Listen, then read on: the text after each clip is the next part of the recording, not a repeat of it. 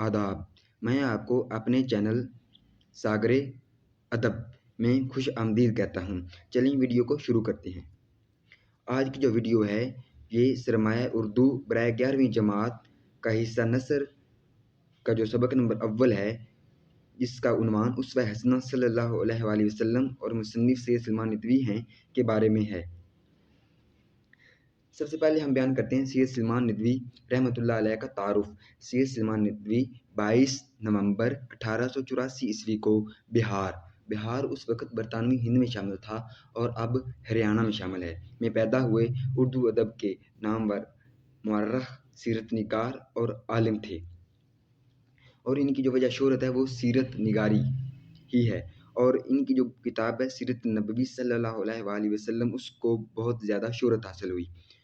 اس کے علاوہ خطبات مدارس، مقالات سلمان، ارض القرآن اور خیام کو بھی نمایاں حیثیت حاصل ہے۔ تقسیم ہند کے بعد آپ کراچی تشریف لائے اور کراچی میں ہی قیام پذیر ہوئے۔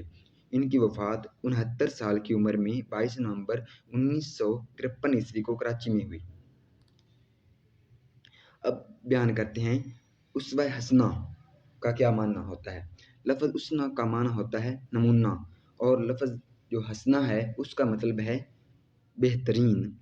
تو جب ہم لفظ اسوہ حسنہ اکٹھا پڑھتے ہیں تو اس کا مطلب ہوتا ہے بہترین نمونہ۔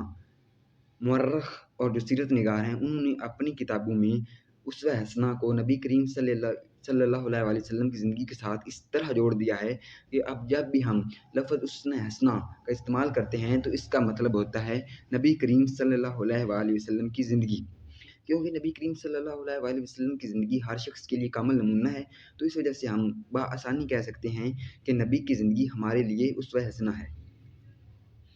اب ہم بیان کرتے ہیں مشکل الفاظ کے معنی۔ مستحق، ضرورت مند، تدبیر، طریقہ، شارع، شریعت کا بانی۔ ہر اس رسول یا نبی کو جو شریعت لے کر آتا ہے شارع کہا جاتا ہے، یعنی ہر مذہب کا بانی اس مذہب کا شارع کہلاتا ہے۔ اتباع، اطاعت، سنت، راستہ، حلقہ، دائرہ، صنف، قسم۔ حکام، اہل اقتدار، محکوم، غلام، زاہد، پرہیزگار، عابد، عبادت کرنے والا۔ امر کی جمع ہوتا ہے اور اس کا مطلب ہے کام۔ تعبیر، مفہوم، قلب، دل۔ ہر آن، ہر لمحہ، اخلاق فاضلہ، اچھی عادتیں، عزم، ارادہ۔ استقلال مستقل کی جمع ہے اور اس کا مطلب ہوتا ہے ثابت قدمی۔ جود، سخاوت، طائفہ، گروہ، تقلید، پیروی۔ محصور، قیدی، نصرت، مدد، کارواں، قافلہ، منصف، جج، ظلمت خانہ، تاریکیوں کا گھر۔ مگر اگر سبق کے حوالے سے دیکھا جائے تو ظلمت خانہ کا مطلب ہے دنیا۔ جامعیت، کاملیت، رقیق القلبی، نرم دلی۔ استعداد، گنجائش۔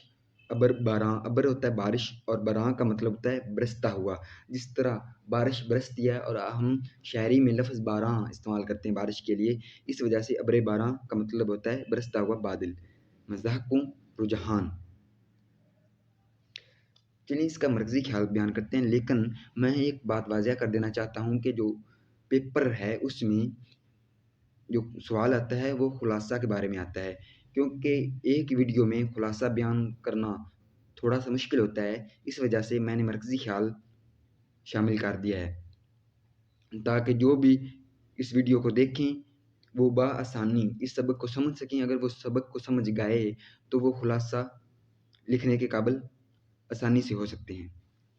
تو اس کا جو مرکزی خیال ہے وہ کچھ یوں ہے کہ یہ جو دنیا ہے اس کی بنیاد اختلافات عمل پر ہے، اور جو نبی کی زندگی ہے وہ ہر لحاظ سے کامل ہے۔ دنیا کا ہر شخص نبی کریم صلی اللہ علیہ وآلہ وسلم کی زندگی سے کچھ نہ کچھ رہنمائی حاصل کر سکتا ہے، چاہے اس کا تعلق کسی بھی رشتہ سے ہو یا کسی بھی شعبہ سے ہو۔